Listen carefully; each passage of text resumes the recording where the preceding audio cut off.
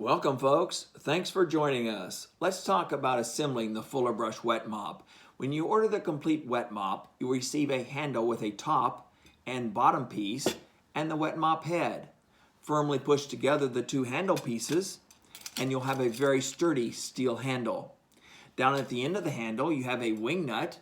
Simply unscrew it and set it off to the side.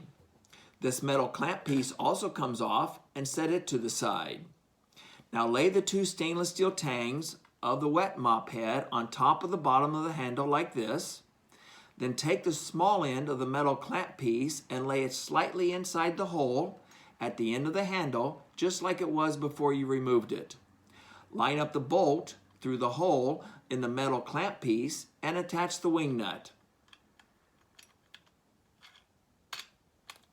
Notice how the end of the black metal clamp piece goes over the top and front of the stainless steel frame of the wet mop head.